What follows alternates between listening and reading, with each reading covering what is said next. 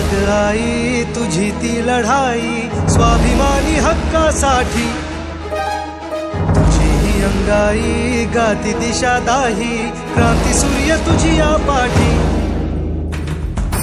ती घेण्याची गोडी नाही, ज्ञान नाही, विद्या नाही, ती घेण्याची गोडी नाही.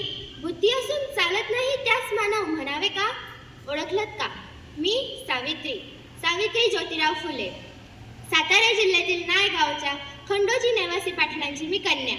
अवघ्या 9व्या वर्षी ज्योतिराव फुले या माणसाशी माझं लग्न झालं आणि हळूहळू मला समजायला लागलं, ज्या माणसाशी माझं लग्न झालंय तो एक सर्वसाधारण माणूस नव्हे, तर या जगाला ऊर्जा देणारा एक क्रांती सूर्यच आहे. त्यावेळी बायांना उमरा ओलांडायची पद्धत नव्हती. बाईच्या जातीनं कसं आपण बरं, आपलं घर बरं आणि घरातली चूल. स्त्री पुरुष उच्च नीच असा लई भेदभाव होता. पण या सर्वांवर एकच मात्र उपाय, ते म्हणजे शिक्षण. शिक्षणाचा ध्यास हा एकच खोत ज्योतिरावांच्या मनात. असंच एकदा शिक्षणाचा प्रसार करायला ते एका शाळेत गेले होते.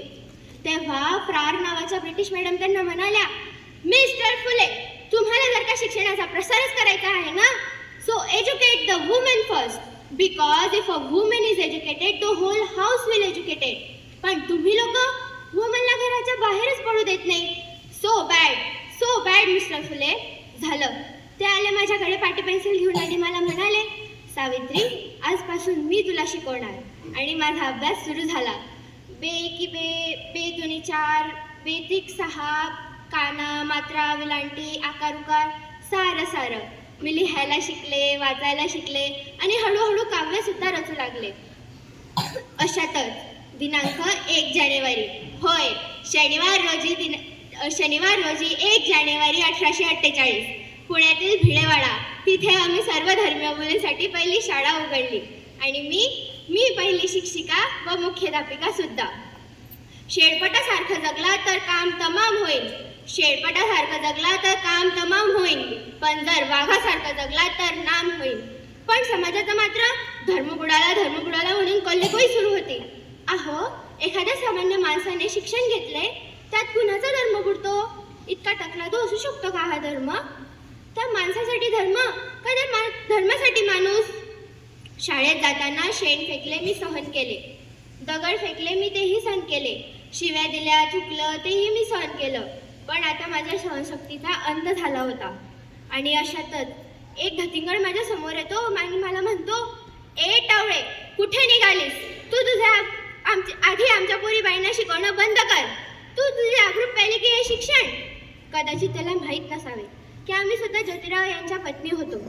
झालं, आजचा हात घेतला आणि सनकन त्याच्या कानाखाली वाजवली आणि सुनावली, आत्ता आलास तर थोबाळं फुटलंय, पण जर पुन्हा आलास तर तुझ्या रक्ताने ही धरती रंगवेल. स्त्री कोणत्याही जातीची किंवा धर्माची असो, ती नेहमी अन्यायाच्या बळी ठरत आली आहे. हो, एखाद्या स्त्रीचा नवरा मेला म्हणून तिनं सती जायचं? अहो, तिचा नवरा मेला, त्यात तिचा काय दोष? यासाठीच आम्ही इंग्रज सरकारांकडे आवाज उठवला. इंग्रजांनी सती प्रथा बंद केली. तसेच विधवा महिला काशीबाई, तिच्या मुलाला आम्ही दत्तक घेतले व त्याचं नाव ठेवलं यशवंत. त्याच्या धुरू पावलांनी कसं आमचं अंगण भरून जायचं. हो, त्याला मोठं केलं, वाढवलं आणि डॉक्टर सुद्धा बनवलं. पण पुण्यात प्लेगची साथ पसरली. लोक जागेवर पटपट मरू लागले होते. मी यशवंताला सांगितलंय, यशवंता, आता आपल्याला हॉस्पिटल उघडायला हवं. यशवंतानं हॉस्पिटल उघडलं. मी रुग्णांचा उपचार करत होते, पण प्लेग हा संसर्गजन्य होता. त्यामुळे तो मलाही झाला, यशवंतालाही झाला. पण याचे आम्हाला काही फारसे फरक पडले नाही, कारण आम्ही जगलो ते या समाजासाठीच ना. आणि या समाजाची सेवा करताना जर का मरण पत्कारले तर हे मरणा तुझे स्वागत आहे रे. ओ सावित्रीची मी सावित्रीबाई झाले, सावित्रीबाईची मी सावित्री मायही झाले. बघता बघता आमच्या 18 शाळा सुरू झाल्या. सती प्रथा, केशवपण अशा रूढी परंपरांवर, चुकीच्या रूढी परंपरांवर आम्ही आवाज उठवला. कारण आनंद होता तो आयाबाया शिकण्यातच. मी स्त्रियांच्या शिक्षणाचा पाया रचला, त्यांना स्वातंत्र्य दिले आणि आत्मसन्मानही शिकवला. पण आजच्या स्त्रिया, मुली, आजची पिढी या स्वातंत्र्याचा योग्य वापर करण्याऐवजी गैरवापर करताना दिसत आहे. स्वातंत्र्य म्हणजे जबाबदारीपासून पळ काढणे नव्हे, तर या समाजाला एक सकारात्मक योगदान देणे होय. मुलांनो, शिक्षण हेच तुमचे खरं शस्त्र आहे. स्वतःच्या पायावर उभे राहा, प्रगत व्हा, प्रश्न विचारायला शिका आणि अन्यायासमोर कधीही गप्प बसू नका. घर, समाज, देश हे घडवण्याची ताकद फक्त तुमच्यातच आहे. म्हणून सांगते, प्रगत व्हा, अभ्यास करा, शिका. कारण एक खरा नागरिकच या देशाला भविष्य उज्ज्वल बनवू शकतो.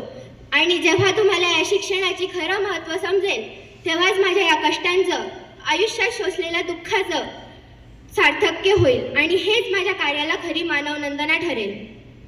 सावित्री आई